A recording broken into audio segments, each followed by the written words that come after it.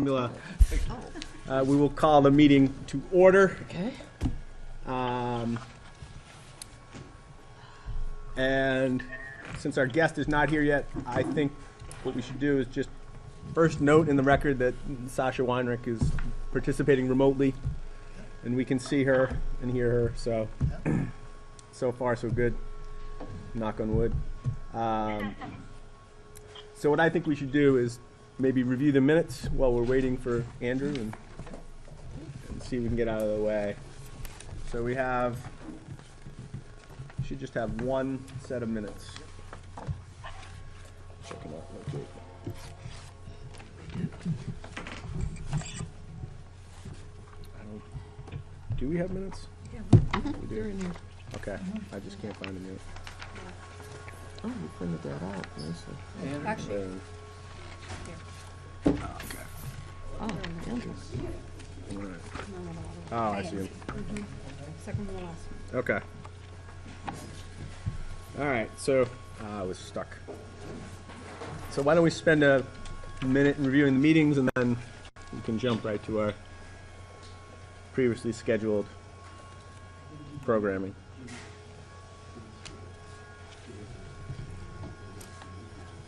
And everybody who's here can vote, so.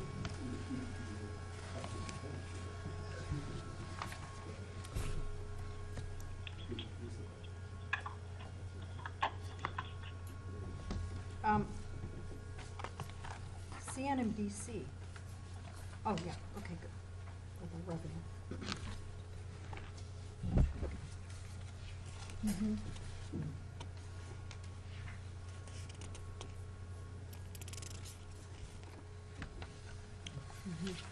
Right.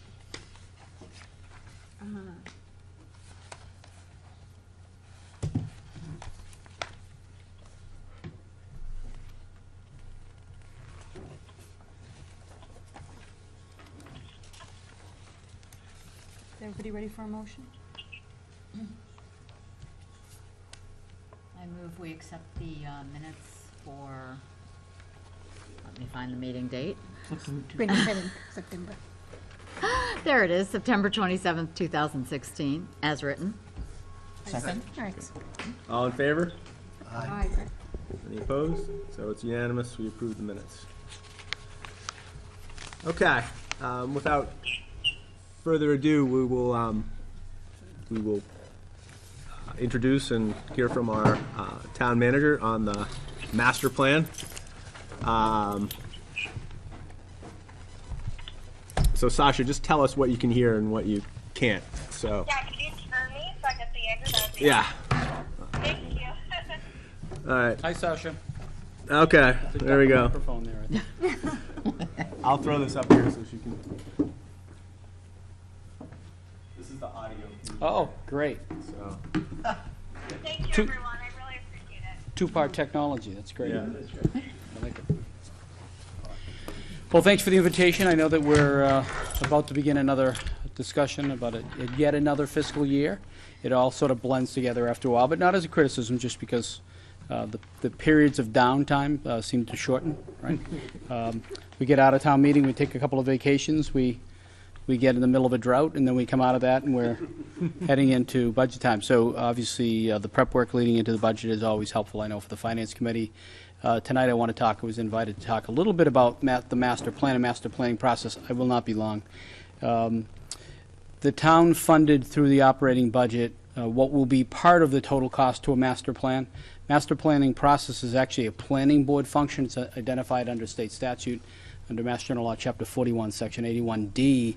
Planning boards are required from time to time, which is I always find somewhat interesting, to prepare a master plan. They're starting to be called comprehensive plans. Should be noted that master plans are identified as, under the statute, to be about the physical assets, horizontal and vertical, within the community. They're not intended to be documents that opine about the social interests or political interests of a community. They're really intended to be an evaluation of the physical assets of the community. Again, those that we may own, those that exist that may be privately owned, those that are horizontal in terms of, say, open space assets, and those that are vertical, like the town hall behind us, which is stressfully due to open on October 24th. I think we'll be fine. And I think it's an important jumping off point to understand that that's what a master plan does. Sometimes the term, I think it's part of the reason why the industry or communities and I think the planning industry itself is starting to using the term comprehensive plan, is the term master plan sometimes gets, I think we get lost a little bit in what its intention is. Folks don't often understand that it is identified by statute. In fact, if you look up master plans, the one that was last done in our community, which is 20-ish years old, or those that have been done more recently by other communities, you'll find that the table of contents, in fact, seems similar, if not identical. And the reason is the table of contents identify the 9 categories that the state places in statute as being required to be reviewed.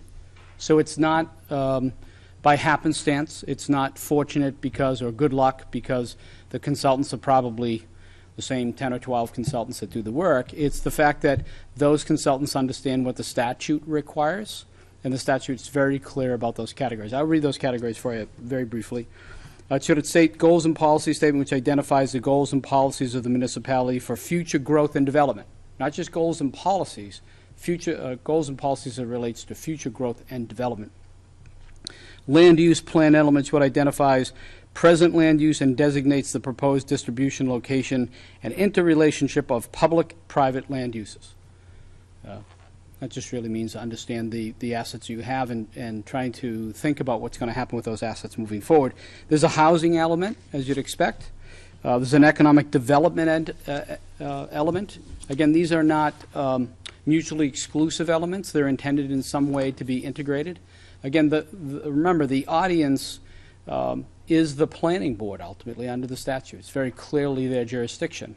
The input comes from the community, from a wide range of interested stakeholders. It could be residents who don't otherwise participate in government. It could be government officials. It could be volunteer board members or paid board members or paid elected officials. But ultimately, the document gets presented and must be adopted by the planning board because it is their document to use in terms of making decisions prospectively as it relates to long-range planning. Number 5 is natural and cultural resources, which includes an inventory of major natural and cultural spaces in the community. There's an open space and recreation element. There's services and facilities element, primarily around the public services provided by the community, and a circulation element which provides an inventory of existing and proposed circulation transportation systems. So ultimately this is more on the transportation and roadways component. An implementation program which defines and schedules the specific municipal actions to achieve the plan. So it's not a summary, but that's a required component of a master plan, that it not only identifies the assets and those things that need to ultimately be improved or changed, but some kind of implementation component.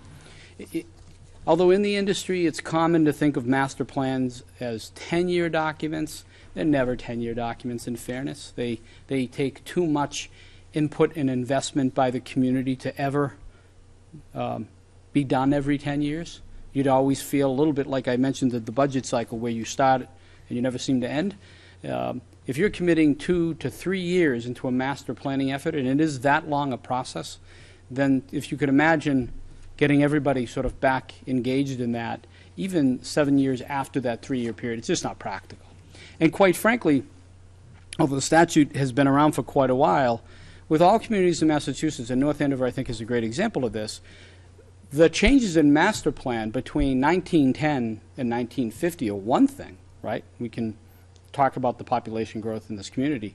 But even for a place like North Andover, 1950 to 1970, or 1970 to 1997 when the last one was done, the community starts to fully develop. And in the case of North Andover, our master plan will certainly be an important document to the future of the community, but much of what we've done has been developed, right? So can you imagine a master plan of 2016 through 2019 and comparing that to the 1950s master plan? You know, they are dramatically different, right? The physical assets not only of the open spaces probably didn't change much, but how they envisioned those open spaces sort of integrating with other uses. We had far less public buildings. We had far less public employees. We also had, obviously, less commercial development. We were largely farms. So as plans, master plans go, as time passes for every community, unless you're still in a rural community, those master plans and the focuses of what's intended by the master plan can be a little less dynamic, right? That's not a criticism or mean that it's a bad plan or that it can't be dynamic from our perspective, but a little less dynamic than what you would have seen in 1950. What are we going to look like in 1970? I mean, we can imagine what that transformation, some of which has already taken place. So that's an important overview of the 9 categories that are contained in a master plan. The entry into the statute, just so you know, says that a planning board established by the city or town under Section 81A, which is who we are, shall make a master plan of such city or town or such part or parts thereof, as said board may deem advisable from time to time, and may extend or perfect such plan. That's the sort of driving component of the statute. It's the introduction to the statute, puts squarely in the area of the planning board the authority to conduct such plan. Second, such plan shall be a statement through text, maps, or other illustrations, largely, again, to be a document of pictures to some extent and maps. What do we look like today? If you look at the last master plan, it actually shows pictures of our assets as it relates to municipal assets, some maps. And there'll be, of course, lots of narrative. It's not as if this is just simply a maps and picture show here. There'll be a fair amount of narrative, but intended to be really, there's a pictorial element to this. How do we graphically and illustratively show what exists today and our interests for the future? Ultimately, at the conclusion of this process, which again can take, I've been saying 18 to 24 months, it just depends, right? It depends when we start that clock ticking. But I think 2 years is certainly fair. It takes that long to gather the input to do this kind of work. At the end, when there's an agreed upon master plan, what you ultimately then want to do, and we're going to try to do that somewhat concurrently, but not necessarily defined within the master plan itself, is we're going to, on a concurrent basis, look at our zoning bylaw.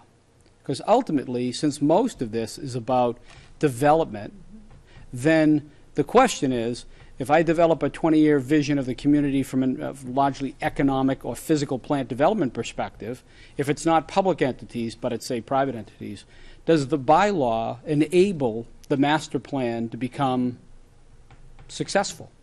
Because you can have all the planning in the world, right? I have plenty of studies and plans that ones I've read since I've been here that have existed a long time. You need some way to make sure that that plan comes to life. And we've had some successes with that, with other planning documents, because we're concrete about our goals and expectations. And in this case, in order for a master plan, however ultimately constituted, becomes successful, is to make sure that the zoning bylaw, which is the document that deals with the economic development side, matches or runs concurrently, is synergistic in some way to what that master plan looks like. Now, bylaws, they don't change once, right? We have the tendency, though, this isn't the North Andover specific problem, but zoning bylaws have the tendency to change one development at a time. And so the goal would be, again, on this concurrent basis, is to use our planning staff and the consultant involved and look at this particular product and develop a bylaw which more comprehensively addresses the issues that we currently see on a day-to-day basis. Because we really do. Every community is about the same. If you look at the zoning bylaws that we've adopted or modified in the last several years, I think you can pretty much link those to something specific and not just, hey, how about we think of ourselves this way? So the good news is I wouldn't want to change the zoning bylaw comprehensively without a master plan. I wouldn't want to use the existing master plan because it does a really good job of referring to the public building improvements we need. Those pages are going to change, right, amongst other things. So we really need to get to the point that the master plan is done first, link that to a zoning bylaw, and start to make some progress toward the success of the master plan. It should be known that what my recommendation to the planning board is, and I think it's pretty consistent with other communities and what's happened here some years ago, is there'll be what we call a master plan committee or steering committee. That committee will be constituted by members of the community with a specific more often than not, business interests linked to the kinds of components here. Not defining who the people are or the roles, but you could see an engineer on that, someone specifically in the development industry, a business owner. They are not typically constituted of the sort of elected and appointed officials. They are folks with a specific industry interest or interest in some component of this, maybe someone who has a particular background in open space, as an example, since open space and recreation is a component. And my recommendation to the planning board, of which I'm the appointing authority, is that we hang out an advertisement very soon. I'll call it an advertisement. I'll be some kind of solicitation of interest from the community, and then we start to get resumes or letters of interest back, and that a committee that constitutes some members of the Board of Selectmen and myself and the planning board get together and we collaboratively, it'd be a subset of both groups, and get together and look through those people, match them up to try to balance the interest around these categories, and have that committee sort of go off. It's a tremendous commitment. This is a lot of work. I mean, it doesn't take 2 years just because. It takes 2 years because, right? Because you have a lot of public meetings. You have to meet outside of those public meetings to try to narrow down what was commented in those public meetings, get the consultants' input. There's a lot of effort that are going to be made by these citizen volunteers in contributing toward that outcome. And so it requires someone, that's why it's not, it can be, but not typically. Typically, if the board has some elected appointed officials on it, they're planning board members. I'm suggesting, as it was done in 1997, the members had a variety of interests that were not, they were not on elected appointed boards. They represented different aspects of the 9 provisions, and I think that makes most sense. Because ultimately, the Board of Selectmen also have to approve it. So this document goes through multiple vetting levels. Does that make sense? So the first thing that we do, the first step, which, you know, I'm not going to say, again, as we're dealing with the fun effort of moving, I feel like we've been moving for a while, that we're behind, but it was certainly during this fiscal year that we anticipated issuing the request for proposals. The request for proposals has been drafted and will be issued sometime during the month of November. That'll give us time, quite frankly, to formulate a committee. Then you'll hire a consultant. Again, as I mentioned earlier, there are many / several of these folks who specialize in this. It's not uncommon that consultant brings in sub-consultants. Again, this is a planning document, so these are folks who have backgrounds in planning, land use planning, open space planning, or economic development. They often bring on sub-consultants who may have a specific, say, an open space. Not uncommon to see a landscape architect or open space engineer of some sort, and then someone with a planning background, someone who may have more of a structural if you're getting into some of the town buildings. So we're issuing that RFP. We'll award the request for proposals to a consultant. They will have more than adequate level of experience. We're not blazing a trail here. And then we'll bring on that person or that group, and that group will work with the committee and start the process. And then the process is the process and takes a while, and we'll complete it ultimately with the need to approve it again by the planning board and the Board of Selectmen, and hopefully be not too far behind that with some zoning changes as well. So that's an overview, and whatever questions you may have. Yes. When do you plan on awarding? I would say it takes 2 to 4 weeks from when we issue, after the RFP responses are in. So first of the year? It could be before. My goal is pre-Christmas, and then that Christmas week is never good either. So pre-Christmas to us means middle December. Okay. But that's a rough ballpark. Okay. It'll depend upon a number of number of things associated with it. These are fairly complex requests for proposals, so we want to make sure we get them right, and we want to make sure that we're getting any feedback from the industry that the proposal doesn't contain certain things. We make any necessary amendments before it goes out. I have a few questions. Absolutely. What is the vision year? How many years would you have for the master plan? It's for 10 years? I don't define that, but as you can see from the statute, it actually isn't defined. It's commonly, I would say commonly master plans are updated. Commonly is tough in this case. There are folks that are aggressive, and I would say there are more in the 12 to 15 years, and folks that are not aggressive at all, and it's 30 years. The statute does not define specifically. So my role will not be to define the vision for a discrete period of time. It'd be logical, the last time we did that was 1997. We did a modification or an update slightly after that. So it's been 19 years. Yes. Before this process is complete, it'll be 21 years. Yes. I wouldn't expect that that's uncommon. So 20 years probably, right? Because it well, takes some I time. I do not want to be. No, that's all pinned to- right. That's yeah. all right. Because it takes a few years just to gather the information, and then it takes some time for implementation. So the master plan, we have to keep in vision that we have at least a few years there to get implemented. Yeah, and then so let's see talk about results. the implementation, because the implementation isn't like, for instance, the facility master plan, where the town controls all the assets. Many of the recommendations in here will be for private property. We don't control private property. In fact, not many. Most of the assets we're talking about, we don't manage. So we may define, for instance, I'm just using as an example, a section of town where the master plan calls for certain zoning change or recommends a certain nature of use, which ideally we'd all want to.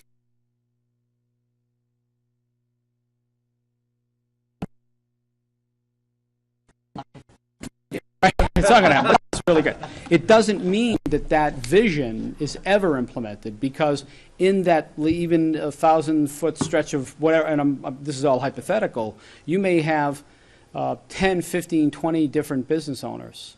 And those business owners may choose or not choose to either develop their property or sell their property consistent with the master plan. They may have a particular use and choose. That is, in fact, what all of us, both stakeholders from your perspective, residents or elected and appointed officials, often are frustrated about. We all have a vision of what we think the community should look like today, and that last master plan had a vision of what the community should look like today. But the idea is to set the tools in motion to increase the likelihood that some of it succeeds. But what is in that paper 3 years or 2 years from now will not be actually what the community looks like 20 years later. It's a hope that we encourage those changes to make as many of them possible as we can, because we don't control it. By facilitating. And I have another question Sure. related to this, is that the premise of this master plan, I don't understand, because it's different, what I studied and what I see here. You're talking that your focus is mainly on the physical aspects, but any master plan cannot just focus on just with the physical aspects. You have to take into account everything that you mentioned here, the demography, the social aspects, everything has to be taken into account, and then the physical aspect. So it is dependent on the social aspect as well. No, I'm saying to you very clearly that the statute, I don't control this, this is state legislation, says the goal is identified by these 9 categories. Do I suspect that means that there isn't influence by people's individual perspective? Absolutely. What I'm saying to you is the document is not intended to be a social document. It's not intended to get a social, or I don't want to get too hung up on that word, but it is intended very much to be a physical analysis. I'm not defining the master plan. I'm interpreting the statute. Would I expect that someone's individual vision, social interests, political interests, practical interests, family interests get influenced in what they provide in a public session, of which we hope to have many, and someone says, geez, I want X, and behind that want is all of what's embedded in a person? I get that. What I'm saying to you is the ultimate goal, the ultimate product by statute, this isn't North Andover, this isn't the town manager. Ultimately, this goal is about the physical assets. That's The physical aspects that is influenced by the other factors. well, of we course. understand that. So Yeah, that's assumed. I would imagine that part of the background would be to talk about, and this I noticed in the last master plan, that you'll talk about the demographic changes over the past X number of years. And you'd also factor into the analysis of the physical characteristics of the town. We have X acres of land open for development. If we follow, Yeah. we would be smart and we would say, in 20 years, given past performance and the amount of vacant land we have, we should be thinking about a town and roads and physical assets that can support Right. 5 or Absolutely. 6% more More people. schools but or it- something. But all of that is about, it's not going to get as deep into the school thing, so you got to be Right. careful about expectations. All of that is saying the same thing. What you've identified are all physical assets. Right. What I'm saying is, you don't start in this process by saying, my vision of a community is I had a good example, it's in a mold, so I forget. But I had a good example of the difficulty of you don't start this with a social conversation, but you want, for instance, we have I'm sure there'll be a discussion in the housing element. Do you want multi-unit housing? Do you want single-family housing? Do you want empty nester housing? Do you want all of the above? Where do you want to put that housing? There'll be a housing conversation, right? But the conversation will be about existing housing stock, where we think that housing stock's going, and what we think is best for the community. But there are social components of that, right? We're not going to discuss whether we want to be urban or suburban in the truest sense. We're not going to discuss some person's interest that they believe that we need to have more affordable housing or what that means.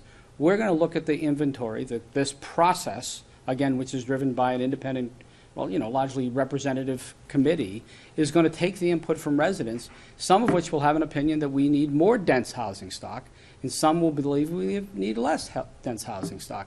What I mean about introducing, but all of that ultimately results in what we're talking about as physical development, right? Yeah. It's not social development. It's No. not, the plan won't say, we need this housing, and it's to be geared toward this income level.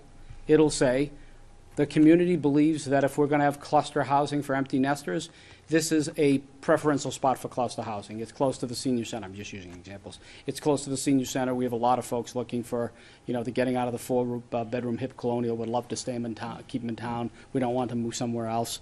There are some options, other options. So that's what I mean about separating. Ultimately, the document talks about what changes we're going to make to our physical assets. But we all recognize that behind everybody's opinion is a certain amount of information that we bring to the table. Yeah. Yep. We're saying the same thing. It strikes me that this is also an opportunity to sort of educate the greater community as to what all the assets are, what we have through the process. I mean, I'm not sure we as a community, and I'll just speak for myself, it's amazing what you keep discovering when in this town. And That's true. to me, this is kind of bringing it to light. So I'm wondering whether or not a component of this to help more people get engaged is to kind of get out where we are. I mean, I'm amazed at how many people have never been down Main Street or don't know what Out Country is, for example, or never drive past Osgood. Like, what is that? So, in part of looking ahead, I'm wondering whether or not a little bit to help engage people is helping them see what the community is. Yeah, today. it's a very interesting point. I would say that a successful master planning process incorporates that rather than has it sort of as a precursor. Mhm. Because if you're doing it right, you're having a conversation and placing that conversation as an example in a neighborhood at a venue which doesn't have any interest in, or have any, it's not something that comes to their mind because in that neighborhood or that region or that section, right? It's a big community. We're 27 square miles. I think I've said to you in the past, I wish we were more of a circle and less of a rectangle. Rectangles are tough, right? They're tough because that 27 square miles feels a lot bigger when you're driving from one section of the town to the other. And it creates these isolation zones, right? I created my own term, I guess. Isolation zones where there are just people who live in certain areas and that's where they live. A successful master plan, in my opinion, doesn't sort of preempt that but what you're talking about has a lot of merit. What it does is incorporate it. So if you're having a conversation somewhere in a neighborhood that may not have the question of dense developments or multi-unit housing or any number of other topics, open space, maybe it's a place that doesn't have open space. Let's go have the open space conversation down off of Waverly Road, right, where there is not a lot of open space. Let's not have the open space conversation off of Salem Street. Stan will be hosting. Let's not have that because maybe the people will come. So one is getting as many diverse opinions as you can into every one of these input sessions, and trying to be smart enough to find ways to incorporate those opinions to the people who wouldn't normally provide input into that session. Because everything, I know there's a lot of components here, but it all integrates in some way or another with one another to create what we are, right? It'd be easy to avoid the public asset conversation because it's boring as heck. We're going to go talk about what's going on with, DPW or town, or whatever it is, right? Our struggle will be making sure there's people in that conversation who wouldn't normally show up because It's not about, a dense multi-unit family development. It's not about parks where my kids may play, and it's not about schools. It's about town buildings, right? It doesn't sound, so part of the goal of the consultant and the committee of work is to try to get as much input as possible into the process. That's what a successful master planning process does. Jen? There's something, I just saw that Jen had her hand up before, and I want to make sure everybody gets heard. No, it's okay. Okay. You have a question? is there- there's something called, are you familiar with charrettes? Charrettes, no? Okay. No, the art store. Okay. Well, anyway, we tried this in a town in Maine, 5,000, and we had a great big tent on a field, and we asked all the town members, or all the folks in town, all the taxpayers in town. It was open. You didn't have to have it as a personal residence, your permanent residence. So it was entirely open to people who had real estate and people who lived there, and everyone came. And we all sat under this big tent, and some of us were known to the organizers and would immediately get spun off into this group or that group or another group. But we were all assigned to a group. There must have been 20 groups. Yeah, I think it's great. And we all sat down with maps and charts, and we listened to people. We all had the same presentation. This happened to be a charrette on one particular piece of property. It wasn't the whole town. It wasn't the master plan. It was a master plan for one particular piece of property on a town that was spread over 3 peninsulas. And there were people from this side who never came over to that side, ever. But did they come to this charrette? They did. I don't know whether anything like that is practical, but that would be for the committee to figure out whether... Yeah. That's my question. Who actually plans the public events? Is there a certain number of meetings That's that the need to committee's- happen? No, they're not a requirement. There's Okay. just sort of a good standing. I would say, How many? um, Sorry to put you on the spot. no, You don't no, know, I'm I just, think 4 or 5, frankly, to try to pull the, you want to generate enough energy and I critical get it. You're mass selling around it. before you're telling. kinda. So if you Yeah. if you get into 10 or 12 of these things, they start to they get so Dilute. diluted. Yep. I'm going to attend one because I'm not going to attend. This is a reasonable sort of guess 4 or 6 type events. Again, the nature of this community, the physical layout of the community is a little bit of a challenge that way. Yep. But do remember that there's a couple of interesting things. Again, going back to the statute. The statute isn't asking you to reinvent the wheel. The statute is really saying from time to time you should do this, and you should update what you have, right? And every community should. So there are certain baseline documents which we do have, which are starting points, that you would expect to be baselines or at least input into the document before you even gather broader input. So we have an open space plan, and it's relatively new. It's less. So we've gone through and conducted the open space plan, very large, that with the consultant or the committee, you're not reinventing your open space plan. You have it, it was professionally done. Incorporating it, It's yeah. driving the parks and playgrounds CPC requests we do annually. There's not a lot of heavy lifting there, as an example. Where housing could be a little more dramatic, because there's been some changes in the housing area. So when you look at the individual components, even some of the natural resource ones of the town, we had a facility master plan down in 2010. I think the existing as-built documents, in particular bid documents we have for the 7 buildings that will be renovated over a 7, 8, 9 year period, that provides a baseline of data for consultant where the level of input around those things. So you want to make sure you commit the energy to, Yes. right, to get the critical mass. Yeah. And so I would expect some of those baseline documents in the existing master plan, plus things like the open space plan and the facility plan. The ESCO document provides some baseline to town assets. I'd expect they'll focus on 4 to 6 meetings would be a reasonable guess. And who manages the planning and the zoning board? Is that you?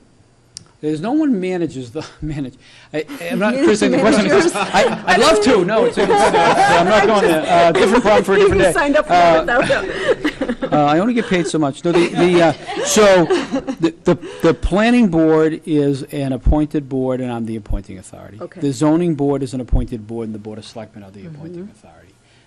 In almost every place, and certainly this is the case, I'll speak to the planning board. So I appoint the planning board, the Board of Health, and the assessors. The selectmen appoint conservation, zoning, and I'm missing one.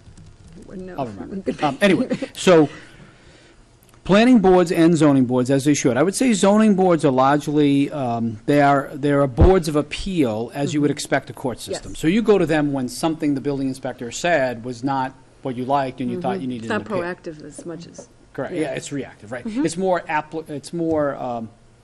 it's judicial, more judicial in nature. The planning board, especially here, and zoning bylaws can vary, the nature of what they see can be different.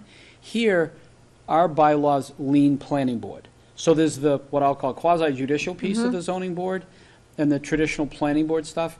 And then then every town has bylaws, and how they craft those bylaws will determine additionally how many more cases go this way or this way. We send many more in the planning board direction than we do the zoning board direction. As a process, people don't believe this, but I'm going to say it because my staff now knows it. I don't ever, literally ever, call the planning board chair and say, I've heard of this development, and what are you thinking? I don't even get close to that. I may occasionally attend a planning board matter if I want to hear firsthand from an applicant or residents about a topic I'm hearing sort of on the side.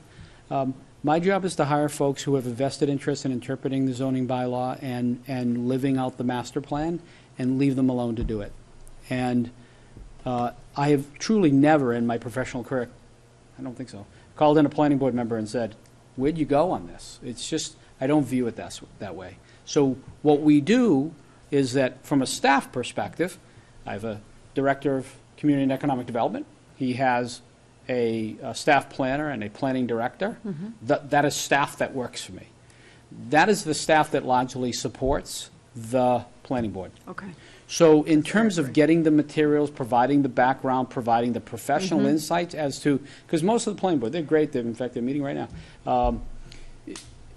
They're dealing with a lot of stuff, and they have varying backgrounds, but they're doing that on a part-time basis. Well, that's what I'm wondering. I mean, this has been kind of handed to them as a Yeah. very large, long-term project in addition to what they're doing.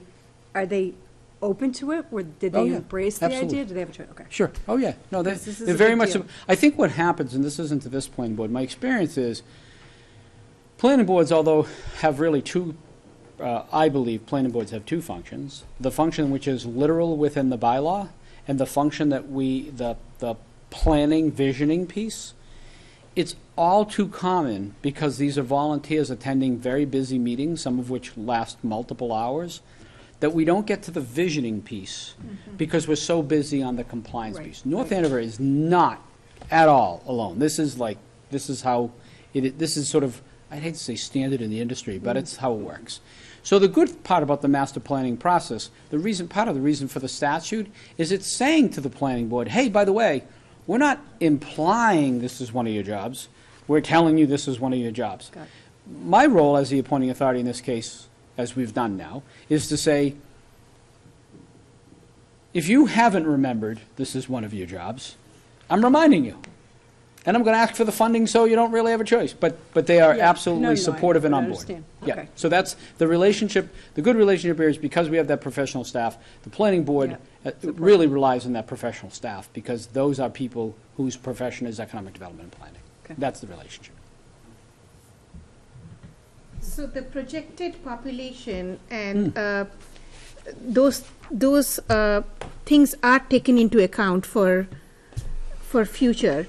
There won't be an independent study of population. So populations are a great one because it's, as you know, the population is done by the U.S. Census Bureau every 10 years. There is less than reliable data in between those decades. And so you won't, unless someone can drill down in some other method, there will not be an aggressive effort under any master plan to make specific assumptions about things like that, because it depends, right? So I'm sorry, that's a bad way to finish a response. It depends, right?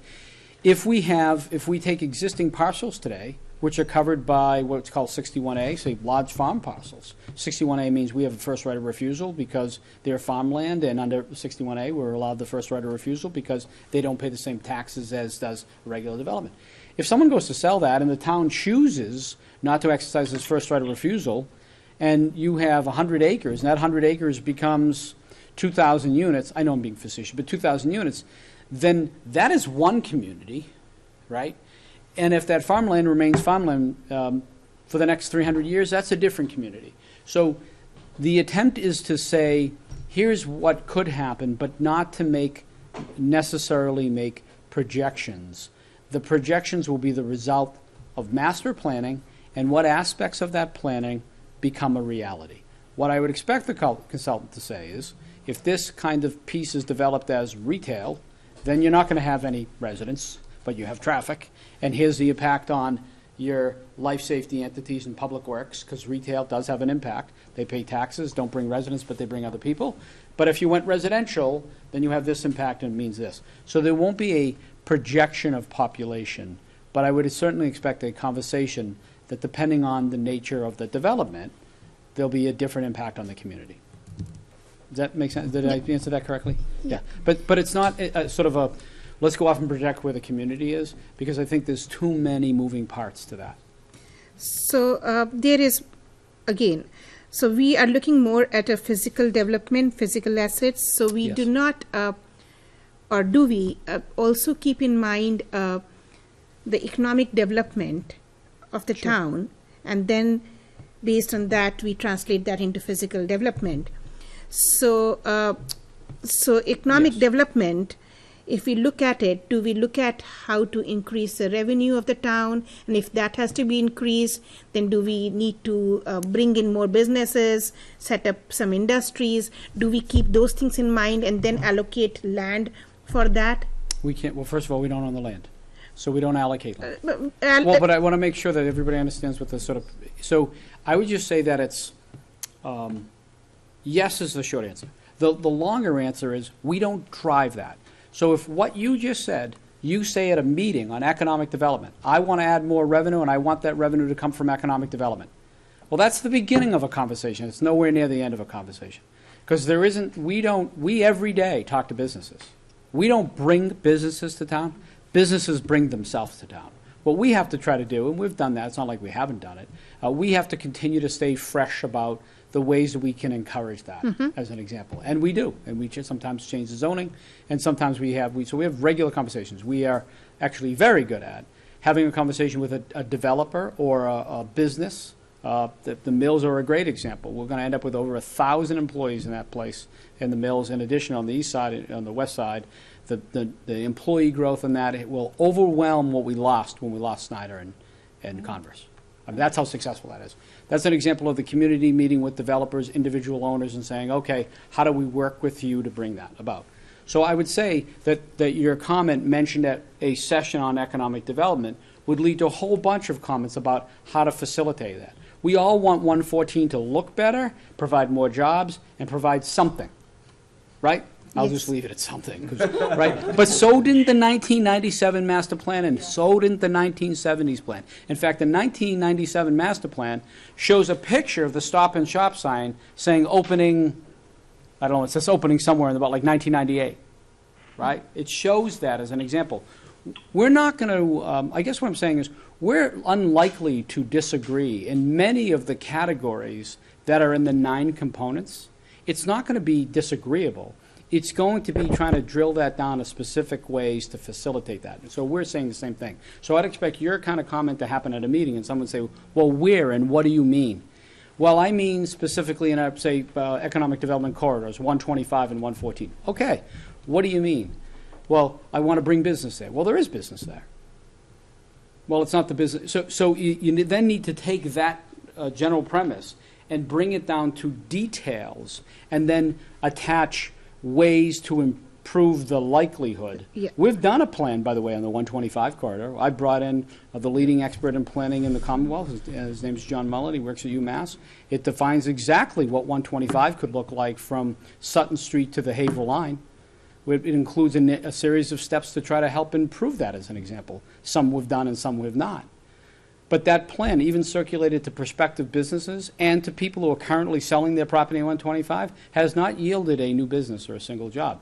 That doesn't mean it's not successful, but it's what I want to set as a reasonable expectation. We should be doing everything we can to make underutilized commercial developments more useful, and this process, I think, will help us with that.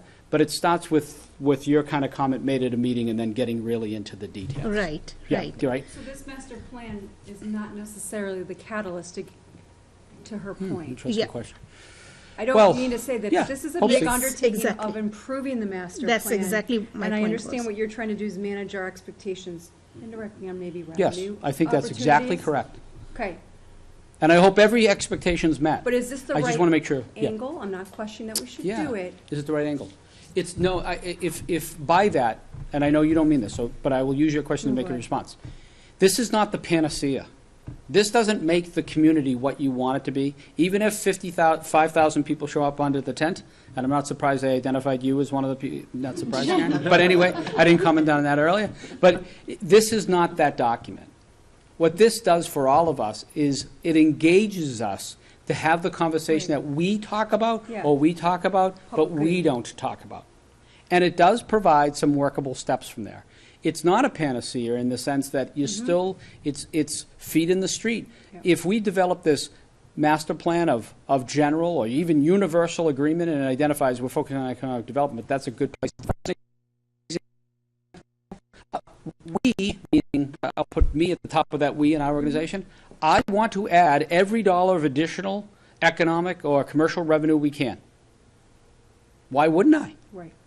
Right? So that is always the sort of underlying goal, and the master plan can help set those steps, but you then need to take the master plan, and you do then need to turn that into action steps, and some of those action steps will yield fruit and some won't. It's not unlikely or surprising after an adopted master plan that we get a business that wasn't at all contemplated through anything we did in the master plan. It's not like we say, oh, Sorry, you're not. sorry. No. No, I know, and you're not saying that. I just, I know you're not saying, right. Publicly and get And momentum back again. It's Great, just not. but okay. even with that, let's say, I'm being somewhat facetious about the examples, but if we then create a zoning that implements the master plan as we see it, we may very get well a tenant that says, I'm about to add 100,000, 200,000 square feet, and the zoning you just implemented in your master plan, I need you to change it to allow me to bring those jobs. So ultimately, it is creating a vision, and that's what we want. It's creating a hope, right? I think as it relates to expectations, it'll depend on all the factors that happen after it's approved. So it's really about, so it's not about implementation, it's about opportunities that then you can implement with it. Because Yeah. that's really what you're talking about, is it sets a corral, Absolutely. and then you've public got room to involved. move within it, right? Well, I give you a really, and I'm not sure which you're on. We had this sort of interesting debate when I first started about whether we should add sewer to 125. I'm not weighing into that one again for now. But the point was, we had this interesting debate, and we brought an article forward, and we were looking because we thought that maybe adding sanitary sewer to 125 would add economic development. I'm not saying there's a universal answer to that. I'm not saying it's an easy checkbox. I think it's a complicated conversation. But using that as a particular example, it would be for all of us, for those folks on the planning board and finance committee and selectmen and school committee and those folks who work in the building every day, to know that there was to be able to flip to a current book, because if I flip to the current book, I'm looking at the Stop and Shop sign. It'd be nice to be able to look to a current book and get a sense, without polling the entire community, that this is sort of how the community feels, because it helps us. Stan will tell you my favorite words: plan the work, work the plan. The plan comes from the community. So if we can give that construct, then when I drill down to individual budgets, I can focus the energy of my staff on those things which deliver what's in the plan. Got it. And some will succeed and one will not. In the absence of that, I'm using my best judgment, Right. and that's okay, and your input, but it's not community-wide. The master is not, I can understand why people are using comprehensive, because master plan, I'm not sure how to take the term. Right. It is a community-wide visioning statement. That's what it is. And in the end, it gives people like me a direction, which I think we're okay at setting on our own, but I'd much rather set with everybody else's input. It's a validation of what the community wants. Right. Yeah. And it gives us, because as Mr. Nobley identified, I had related the story to him earlier, I bump into some people on Salem Street, they've never made it across Chickering Road. They don't know we have a town hall. I'm not criticizing, it's true. Or they know we have one, they don't know where it is. They didn't know we moved to 1600 Osgood. And I say that only in the context that there are real people in this community whose I would love to have, and the master planning to synergize that. What comes next is time will tell, but having that kind of vision helps us all invested people who do this every day and at part-time. It'll help us direct our energies toward the right things. I think that's what it So is. the concerns, It seems as though master plan implies that you're a slave to it. Comprehensive plan implies understanding and comprehension of I what you think that's have. wonderfully said. Yeah, we'd love to be the slave to the master plan, except we can't necessarily be that, right? I'm not sure the outcome. And I think that's a wonderful way to put it. I think that's why in the planning industry they're moving away from the Going to term. comprehensive. They're going to because that comprehensive. implies understanding It and applies getting your understanding. arms around it. Inclusion of, yeah. Right. And I think what we've been able to show as success levels outside of the master plan is when we peel off an aspect, and master to me, sometimes even comprehensive does this to a certain extent, this belief, there should be an understanding that they're all have some synergy, but it's not as if the whole thing can be taken as a whole, right? We are successful when we take aspects of how we do things, peel those aspects off, and then focus on them to success. So we took the park component of the open space plan, a lot of Stan's help in sitting through one of the more interesting meetings I've ever been in, but it was really great. And we took that component with a concern of the community and turned that component into the only playground master plan in the Commonwealth of Massachusetts, right? Because we took a part of something that existed. This is the same way. We try to bite off the entire master plan. It's not going to happen. What we need to do is use that as a guidepost. So when I present a budget, you can say to me, where does that fit in here? And today we're not able to do that so successfully.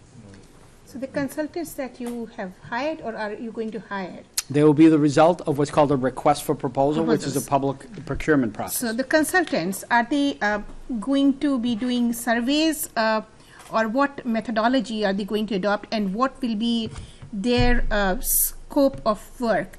Are they going to hold meetings and get information, like you said, from the public and then based on that make recommendations? What is their scope of work going to be? The scope of work is the things you identify and then some. So they're going to use their professional expertise to work with a committee of residents who will take the input at public meetings and other professional data either that exists in the community, like the open space plan, or like the facility master plan, or other data which the industry says is common to use in this kind of thinking. They're going to take their professional expertise plus the input from this citizen committee, plus our planning staff, because they speak the same language, and they will prepare a draft document, probably multiple drafts. That draft gets circulated to the public for more input.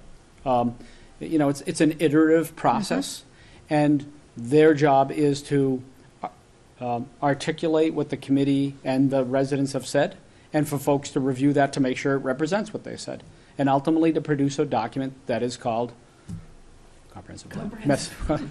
Maybe we'll change the name in the process, but produce a master plan. All right, I'm going to call a 2-minute warning because we have a few 'Cause I haven't items had on our dinner? agenda. No, so I think it's been great. Stan had a question, and I think we can recognize him outside of the public comment time, which we've added for his. It really was more of a comment because I think what I envision now happening is I envision a series of large maps. Each one represent the 9 areas.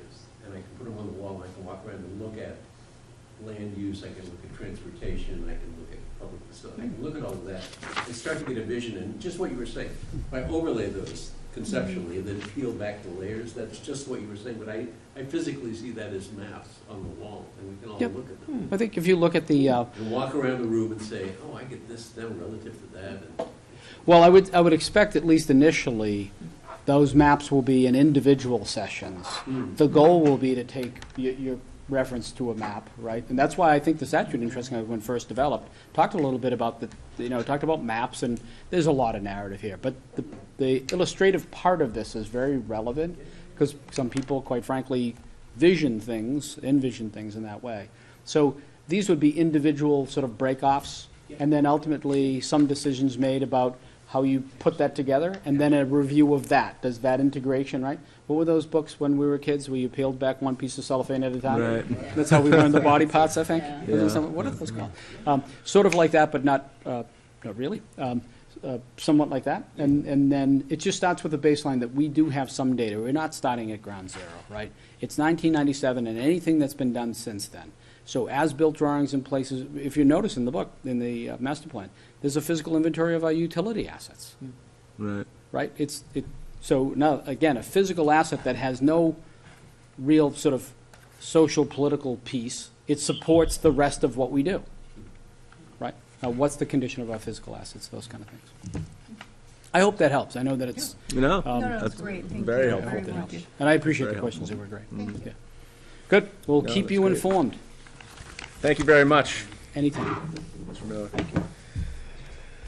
Thanks. By the way, Andrew, a pointed picture, No, Andrew, that's his Okay. when I came walking in, you were standing up on the second floor facing that way. That is a picture you need to take. I'm telling you. It was so symbolic. I just for a moment, I'm like, that's it. I was going to take it. The backlighting. Yeah, it was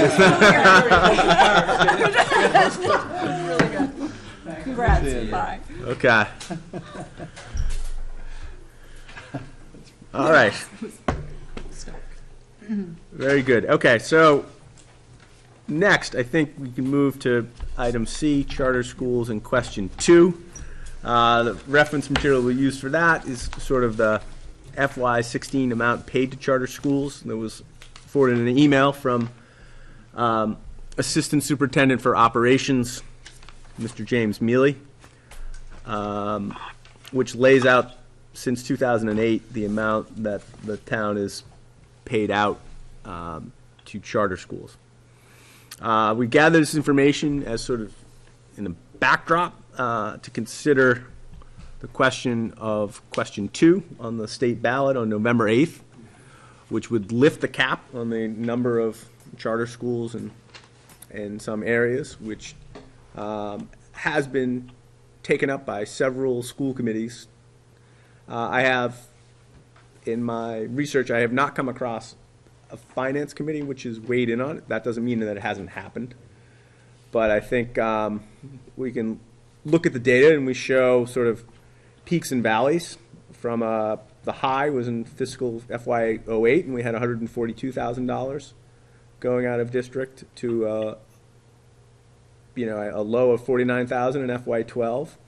So probably somewhere, I didn't average these numbers, but I would guess the average is somewhere around $90,000 to $100,000 per year. And currently we're talking about a education budget over 40 million, or at least the town's contribution is over 40 million. Before the assessments, it's more if you include state aid and federal aid.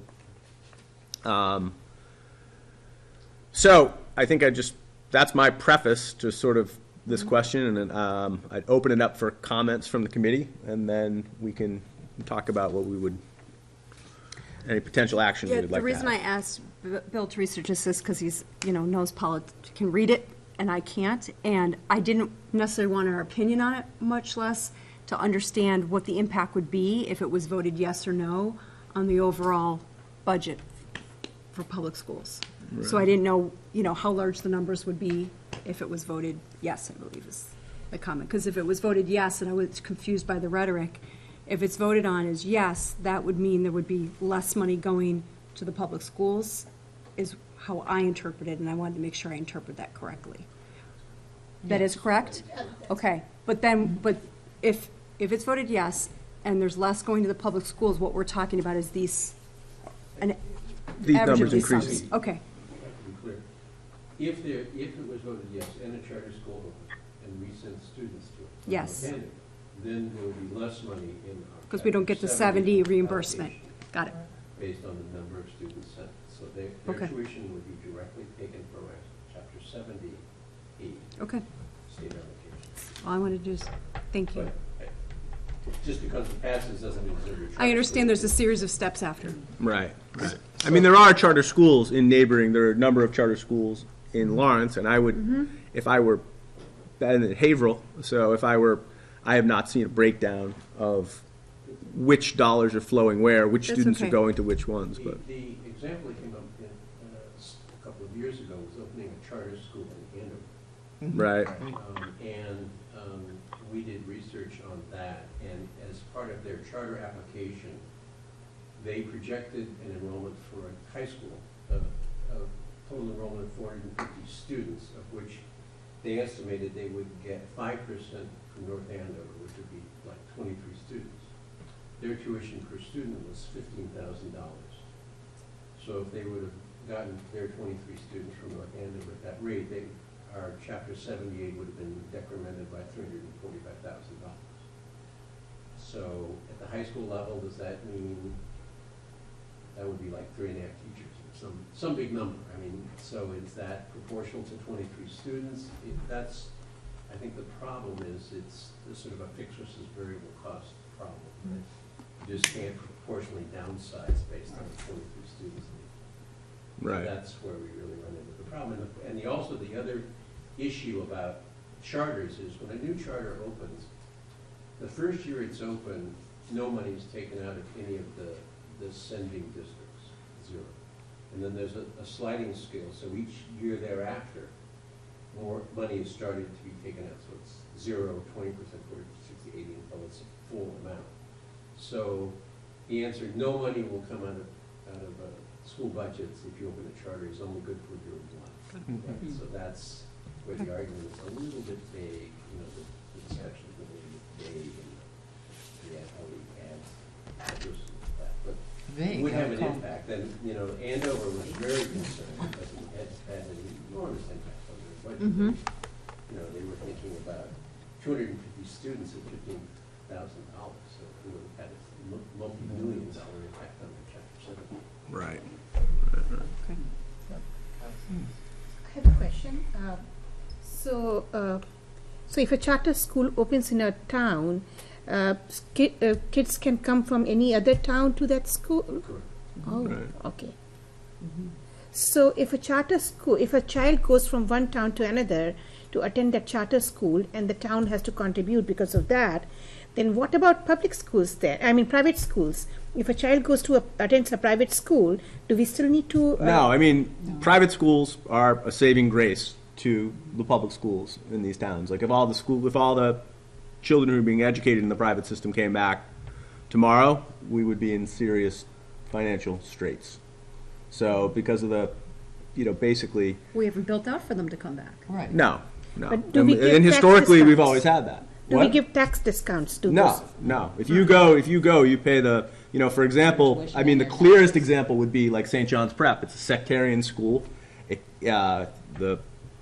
By statute in the Commonwealth of Massachusetts and most of the country, we cannot provide aid to a sectarian school institution. And it's not a charter school. It's not open to the public. And, there's a whole host of other things that don't go along with it. So that's just your private choice as an individual to do that. So charter schools are different because they do have requirements that they be available to students in communities. And there's a huge debate which is nowhere near our purview about, are they really as open as they say they are, or how available are they? In some communities like Boston, they have a lottery, and it's pretty simple. Others have applications and admissions criteria. So but they can't reject a student based on religious background. Yeah, they can. Or an inability to pay, which private schools can do all the time. Yeah. Is there any restriction on, our charter schools, I think, can be run by a for-profit company? Yes. Yes. Okay, so in other words, you have a per tuition, $15,000, in the example, per student going out of the town's budget for the school going over to a charter school run by an outfit that's making a profit. Or it can be run by a nonprofit. Don't know what the, Mixes.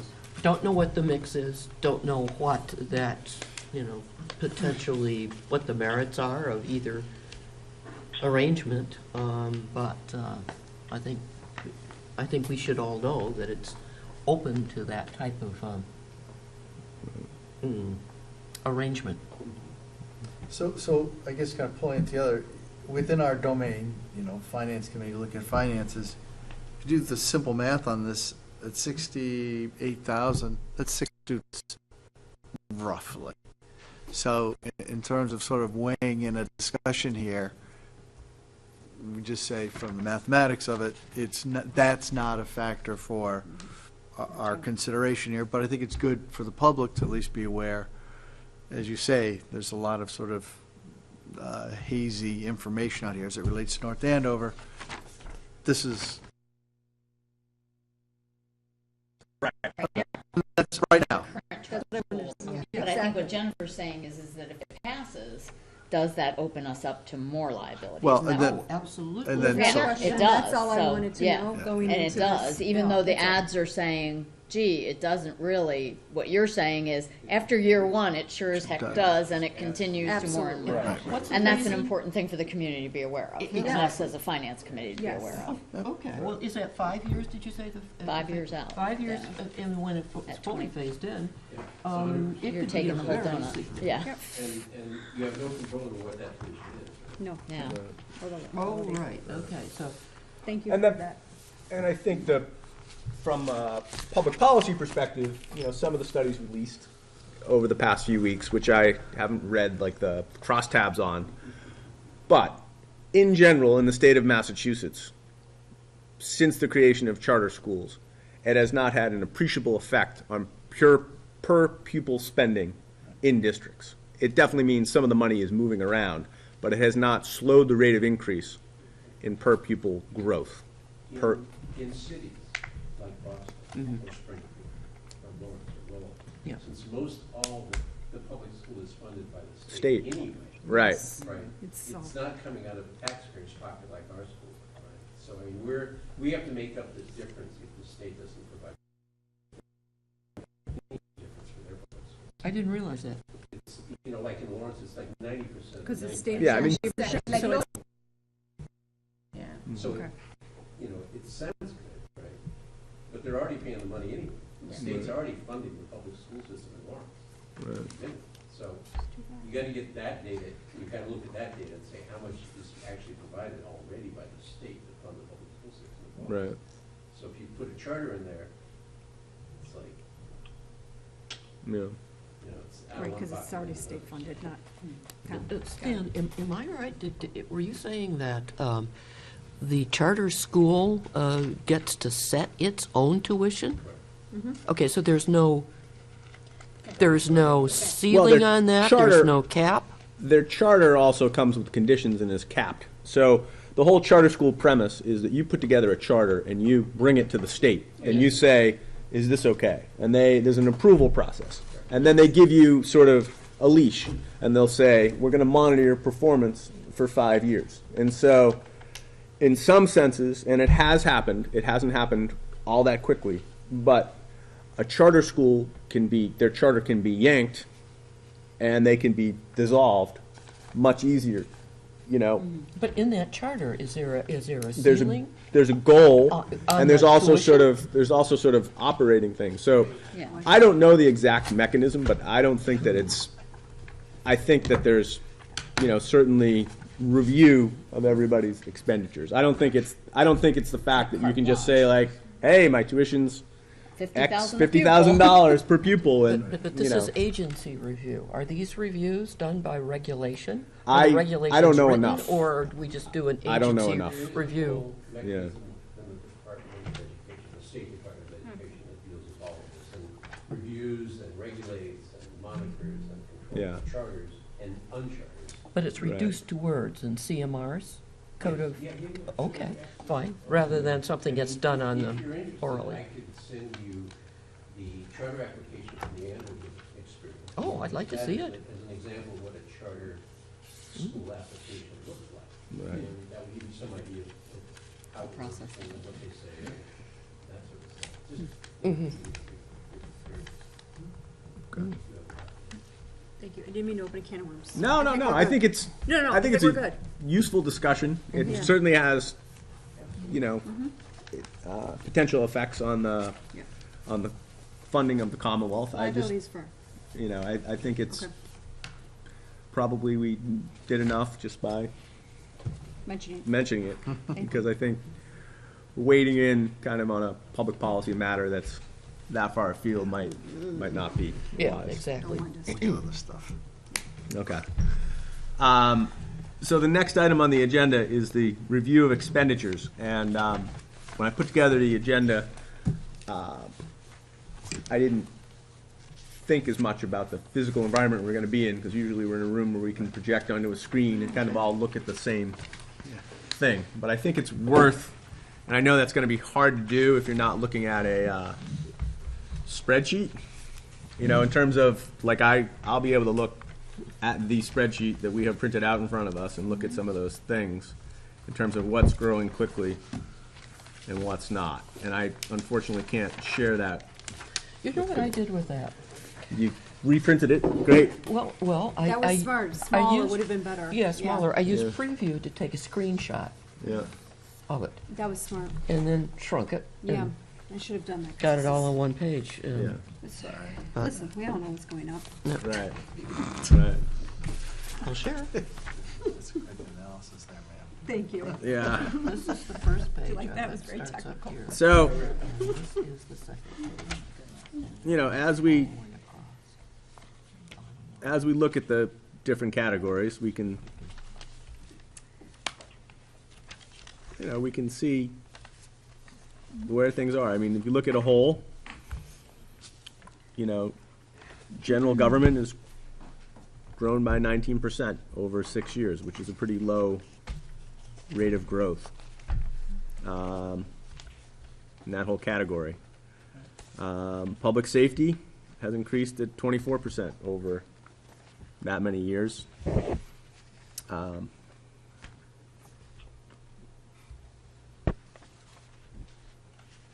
we have IT. Right. That should, Public Works, that's actually, Yeah. Page one. Well, the other thing that you can't, it's kind of getting to what Stan was saying about maps. Part of this is also overlaying what's happened to this community right, in these 7 or 8 years in terms of growth, in terms of the facilities we have, in terms of the Right. level of services. So when you kind of look at that, from a relative standpoint, this is really talking about how much investment we've put in, right, right? And you look at where we are as a community for the services we provide. Yeah, Yeah. return, right. So look at what we have today versus where we were 9 years ago. Kind of hard to see that, but I think we kind of all sense that.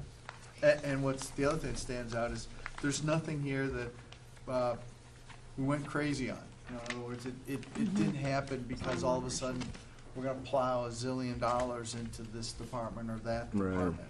And so I think that speaks to a lot of what Mr. Mailer has done and how the town's operated right. well within their budget. Mhm. Mhm. No, and I think, we have identified and talked extensively about a number of these, areas, like, retirement was 2.4 in 2008, and it's, 4.4 today. And so that's a big one. The health insurance was 8.2, and now it's 10.6. I mean, those are big drivers and probably heading up further. But then in other places, we see the debt service going down, which is great. Well, we've taken active steps to those two things we identified. Right. Yes, they've gone up, but we're we're in the process and are continuing to execute a plan to moderate that and to try and deal with that, which, you know, is a challenge as we see from other communities, so. Right. I think it's important not to get sometimes too caught up in that amount of increase, when there's a plan. So we know what regional school assessment is? So the regional school assessment is when students choose to go to, and I don't have, Oh, I vocational? mean, we can ask vocational if they go to Essex. Okay. And I'm not even sure which, go to Greater Lawrence or Essex, right? We have students that go all over, we have students that go to Minute.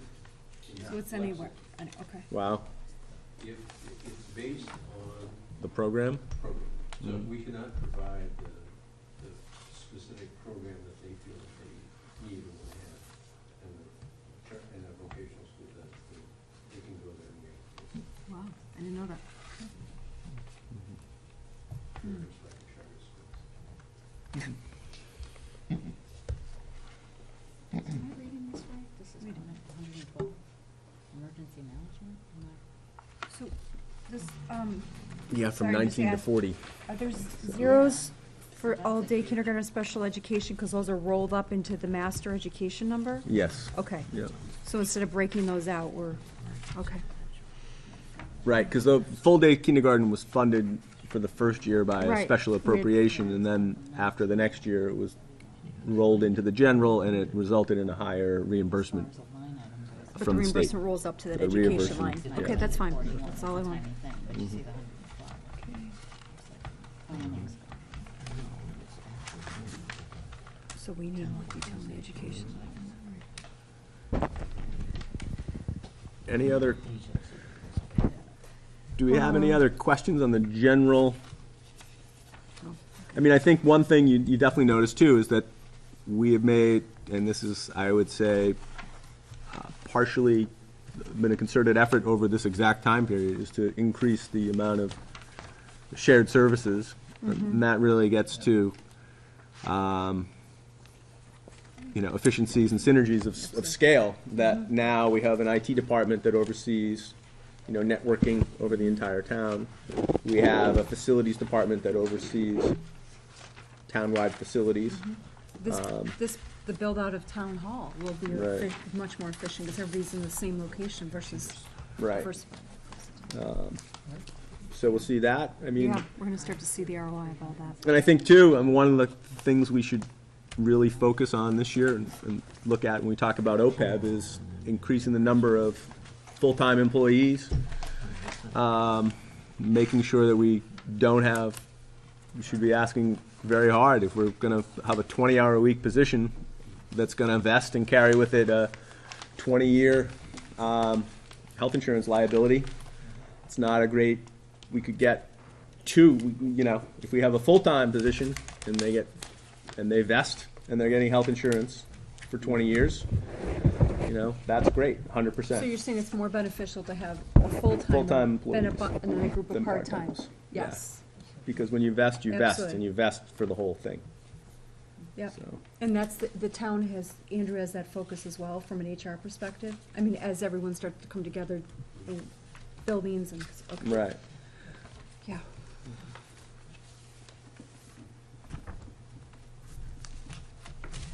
Okay.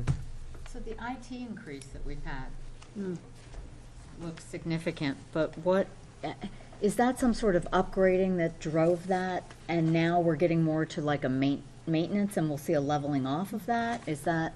Well, I would say it's also a reallocation of, so the town has said, the shared services concept is basically, instead of having like an IT tech who worked at the DPW and an Right. IT tech that worked in the schools, we'll just have IT techs who Right. work all over. All over, So right. they've kind of moved, so I would say the increase So has that's not been more of as just rapid. a shift? It's a Okay, shift. it's a shift as Yeah, opposed but to a didn't they real add a increase. new accounting system, which maybe is a couple years old now, but a Right. much better Mm-hmm. reporting accounting system?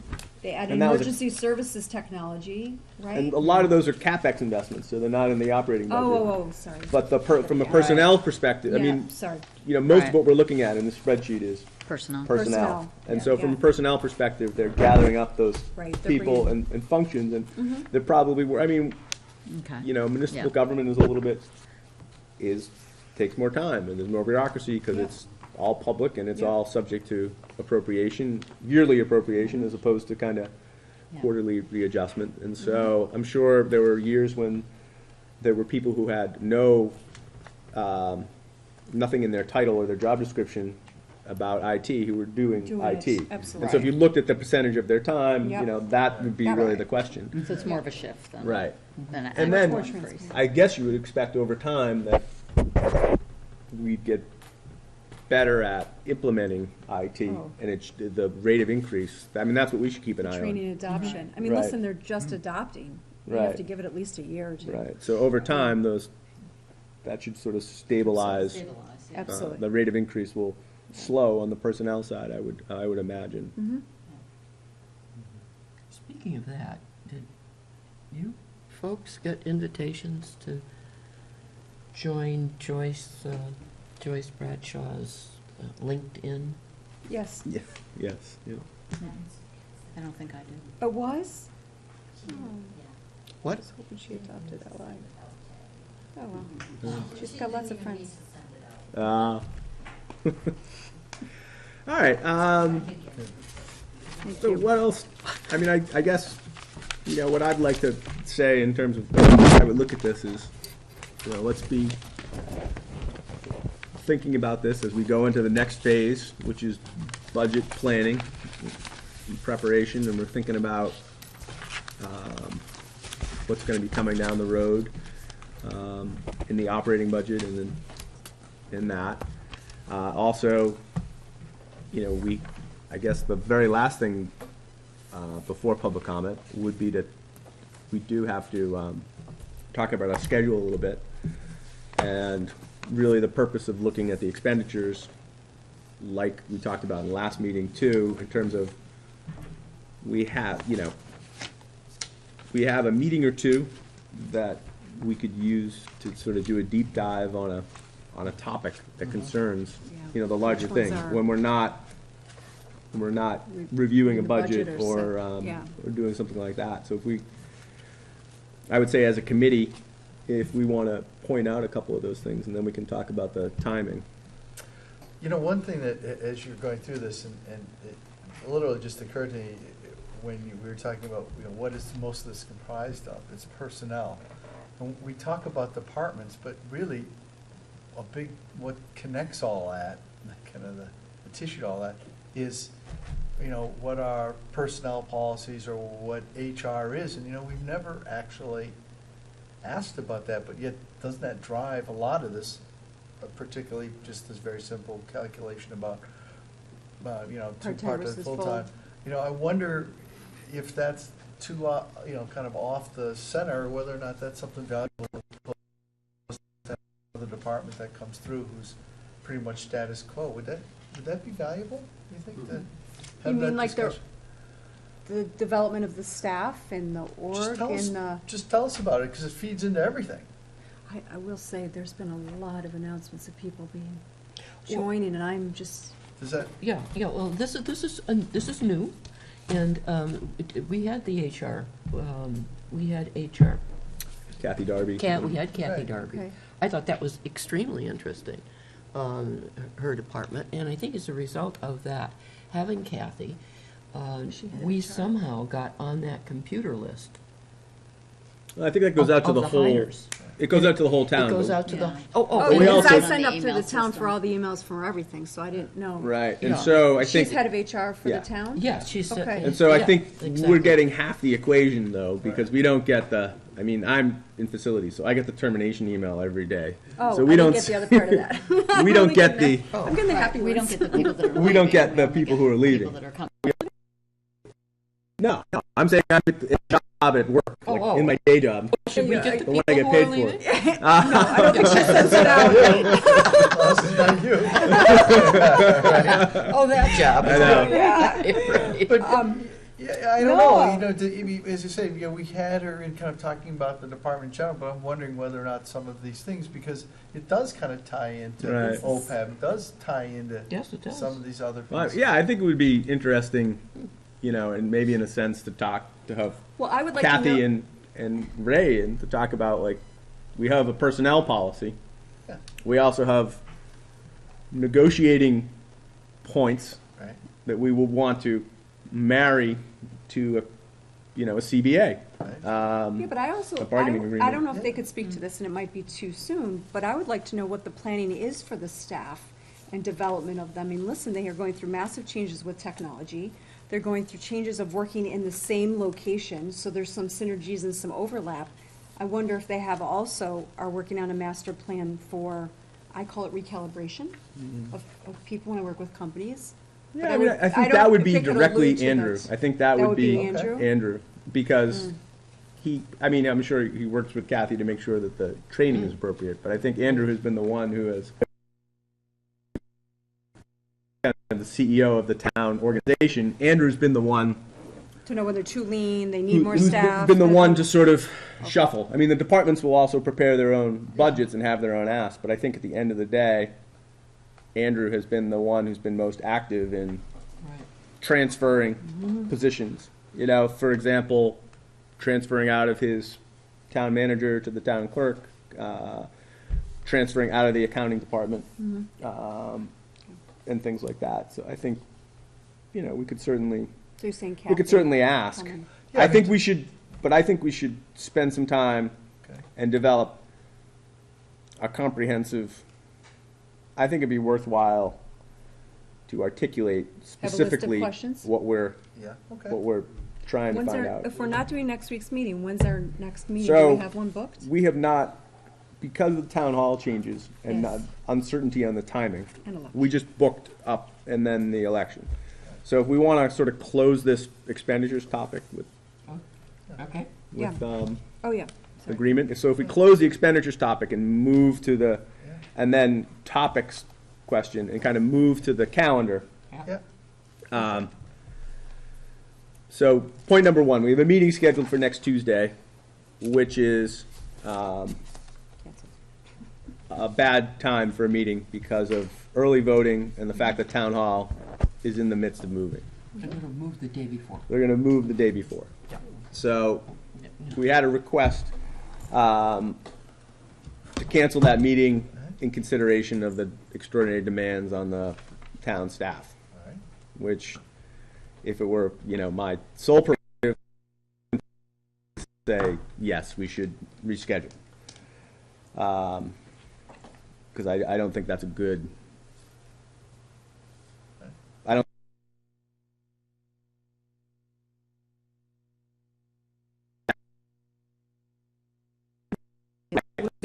Election due to, Right. So first, November 1st is Can we- not election day because it's the first Tuesday following the first Monday Right. of November, and since the 31st is a Monday, we could do November 1st. We have enough time to get that on the calendar and post for comments. could we be ready to have a Kathy Ray come in and have our questions together? No, that's but what then I'm we saying. can't? What I'm saying Plus, is, they're gonna be in the process of moving, so they're Right. probably not gonna wanna prep for something either. So maybe that meeting is Yeah. when we come up with our questions?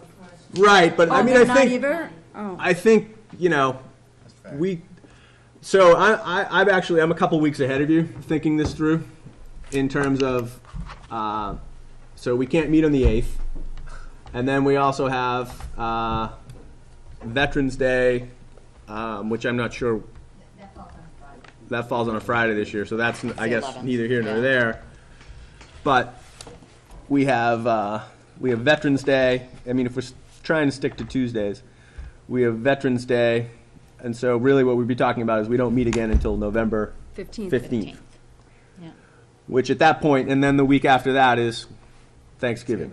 So I don't think we want to be meeting the Tuesday of Thanksgiving week, No. or we don't have concurrent meetings like that, and then we're sort of getting backed up. Yeah, So my thought is, we gotta find another. that We if gotta we find do another November day. 1st as a meeting date, then we could kind of accomplish our internal goals of Yeah. putting together, I think what we should do Could is we really also be have- careful about that and say, let's work on exactly what our angle is, Mm-hmm. So I think kind of having someone come in and say, like, what's your job and how do you help the town? No. Well, not exactly, but you that's guys kind of what we're doing agnostic. by saying, show up and tell us about your personnel policy. Like, we should, if there is a personnel, we should be reading the personnel policy. We should give them some notice about what exactly we're Why we're driving at, asking. why we're asking, Yeah. and how it relates back to our core mission. And then, also we'll probably get better responses if we are targeted in our inquiries. So I know the first is not ideal. I think we could, in a sense, we could probably run the meeting, Why is it not ideal? it's not ideal because early voting is there's early voting that night. It's open till 8 o'clock, Okay, early voting at what location? at the town Can hall. we meet at the police or something, or did?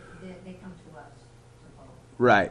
So I'm sure we could, Oh. I think there are two problems. There's a location issue. Could we Yeah. find a location to have a meeting on the 1st? Okay. I'm going to bet the answer to that question is yes.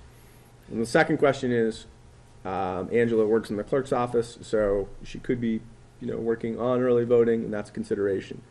Could we do the meeting, stop by and pick up the materials, do the meeting, and you could do the minutes from the tape at a later date?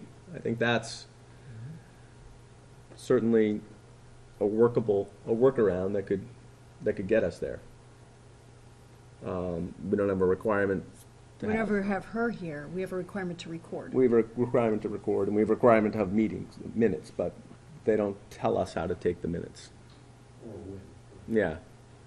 And in fact, I haven't even seen anything about, specifically, I don't think there's anything that precludes a member from taking. So you're just gonna channel them, just gonna. Yeah.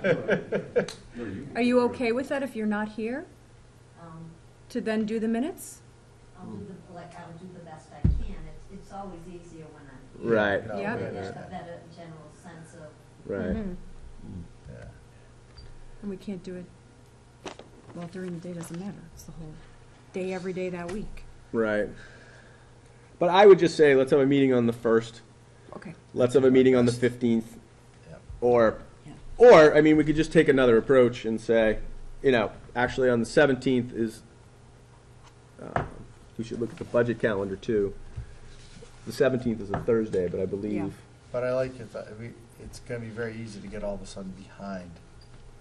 And Right. That's just, that. Why don't we go is for the training. 1st, the 15th, and December 6th and book a place, and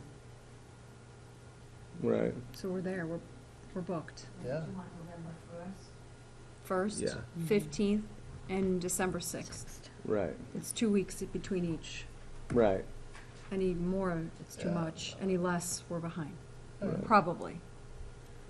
Yeah, because the 5-year forecast, Yeah, when is the school and the 5-year coming out? Also have their years out? the 5-year, forecast is on November 28th. So The calendar for you guys. that's actually kind of perfect because Yeah. we'll have 2 meetings. Yep. We could, I would suggest that, I would say that, Well, by the 6th, too, the revenue fixed costs, our crew, you guys might hopefully be able to come back and present. yeah, who knows, I don't know, because it says the 19th of December. right? Which And is, What are we missing? Why do we not have the school? Oh, the school's January. right, Okay. Yeah, school's later. We don't get a precursor on that in December. The first time No. we'll see is January. I asked Right. that before. Okay. no, May I ask Stan a question? sure, you can ask Dan a question. Stan, would you happen to know when Dr. Price will have tentative costing on, I think it was the 11 initiatives? Were there 11 initiatives that were presented? Do you know the timeline Yeah, for we that? just had that discussion yesterday. She really is not anticipating having a lot of the budget information before the first report. Okay, so those 11 initiatives will be in that budget? Absolutely. Okay, that's all I wanted to know. So the Okay. school's budget will come out in January. With the 11 initiatives, okay. January 12th, okay. Okay. So I think that schedule kind of gives us a chance to address one more sort of topic, react to the 5-year forecast, which Yep.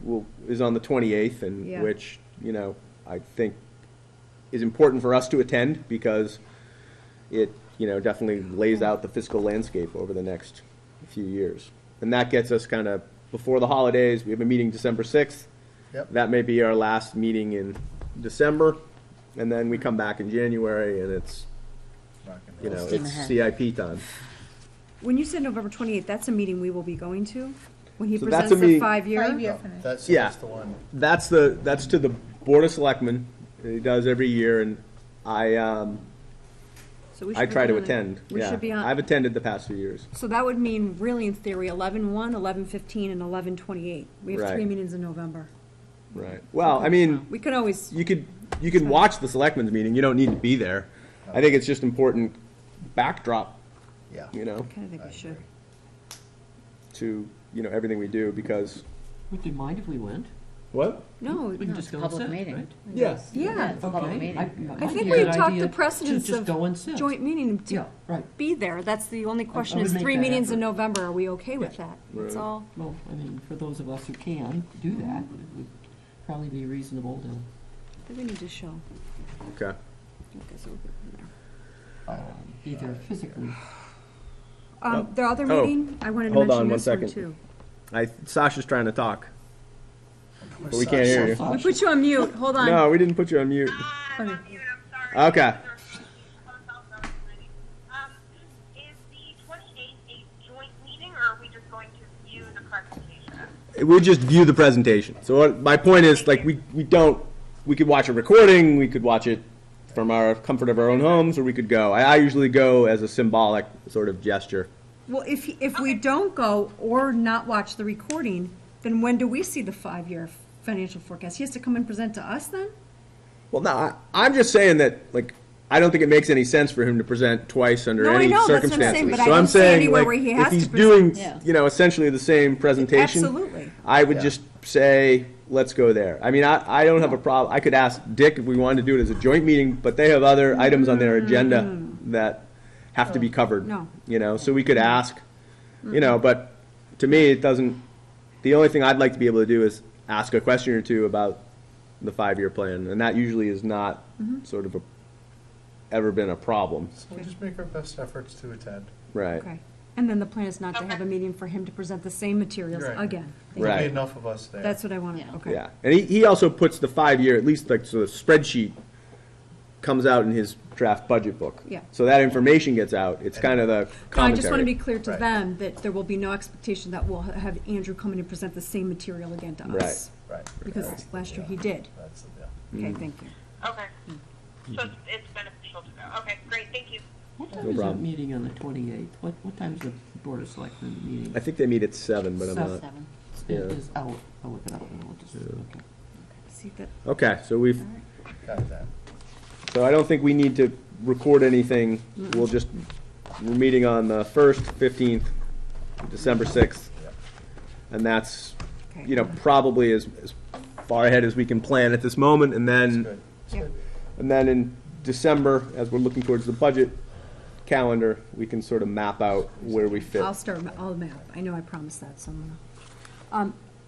This, we need to mention, don't we? I didn't understand the public records law meeting on the 17th. Oh, okay, yeah. I So the did- public records law, November 17th, I think the public records law and basically what it's doing is making it easier for people to get a hold of public documents. So what they used to say is, I want to see Bill Callahan's notes from the meeting on November, on October, whatever, produce them for me.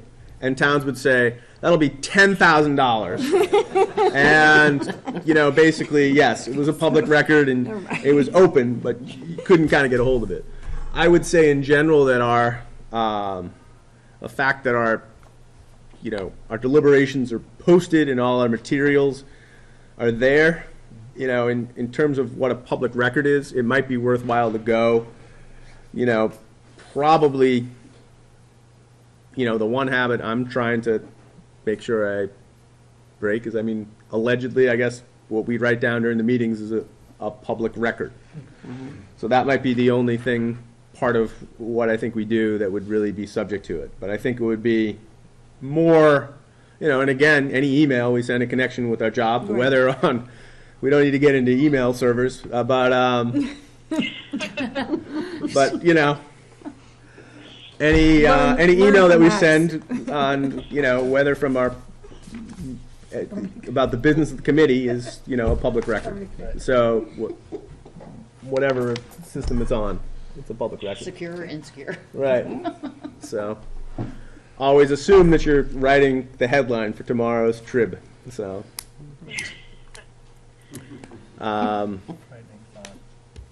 it's probably a better headline than they'd have without it. I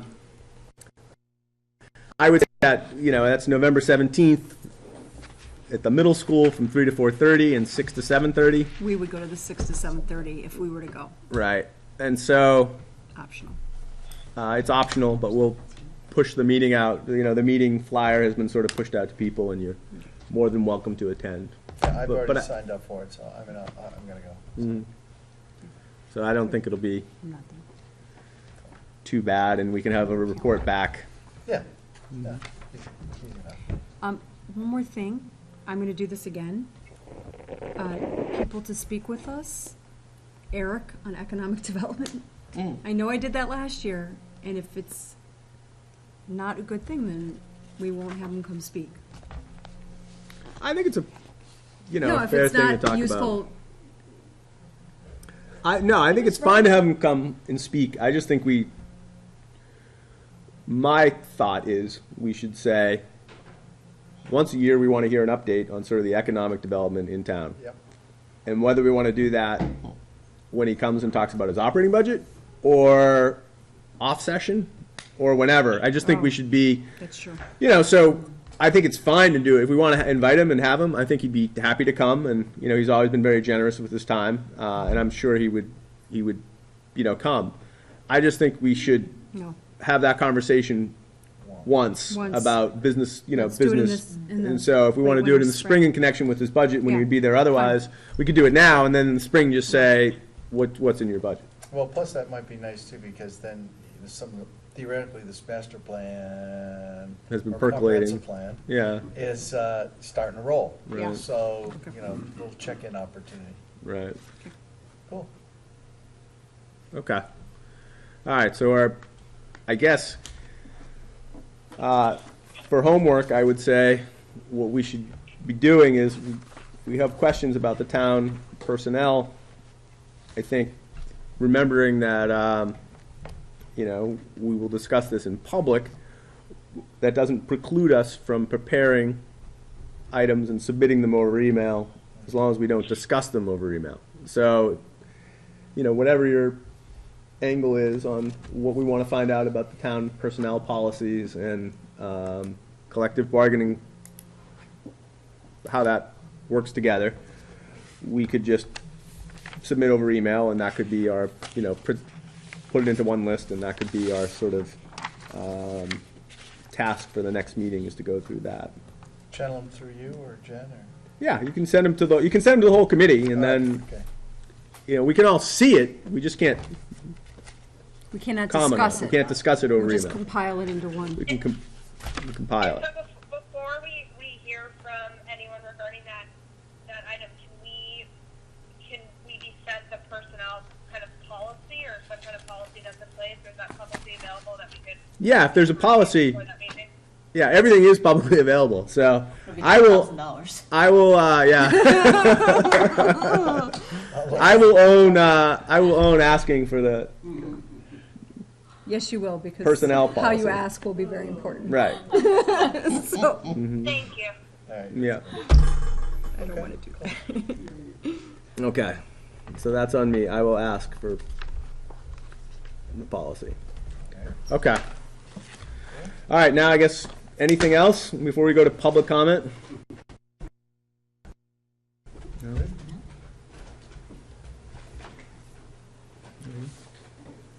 No, I was just saying that. Yes, now you need to become the. Stan Lippert, 43 Stonecliff Road. Just two comments. The personnel side, things that we've talked about a lot in different parts of the town government, you know, the public schools and everything. A couple of things. One is turnover, right? So when you get churns in an organization, that says something. So if you're getting a lot of turnover, That'd be a good question to ask, like in one of the town departments or in the school system for that matter. The other is for you all, it might be interesting to look at the contrast between the municipal side and the school side.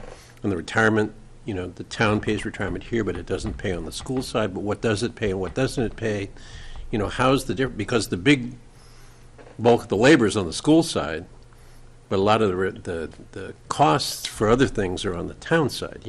All the overheads on the town side, even for the school employees, right? The school budget does not carry the overhead; it's carried separately, and that would be a good opportunity for you to look at the what they call the net school spending report. That our assistant superintendent does every year, which rolls up all the expenses from the school budget and all the overhead expenses into one number, so you can get a school spending report. Correct. So those would be just some things I might suggest you might want to think of in terms of the labor resource, because it is like 80% of our budget, is labor in some form or another, so it's certainly worth looking at. And I think a good example of what you were saying earlier, Bill, was the library has a lot of part-timers. That's a real problem, not even so much in terms of benefits, but in terms of the churn, because, once you don't have enough hours, people tend to move in and out of those jobs because they're always looking for something better. So one argument is if you made those fewer of those and more full-time, you might keep people longer and there would be less churn. And so I think there's a very good argument for looking at that sort of issue when it comes to personnel.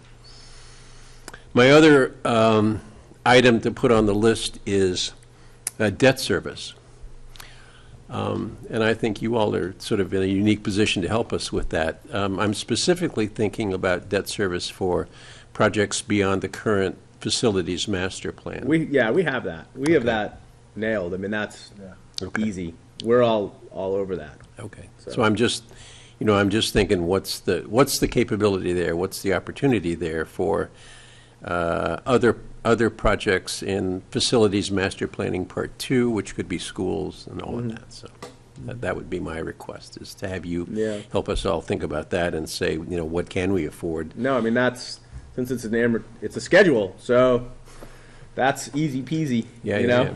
Okay. We have that out, till all these bonds are paid. I don't know what we do then. Well, yeah. What do we do then? Yeah, what do we borrow? Take our ball and go home. Yeah. Anyway. Are laid off.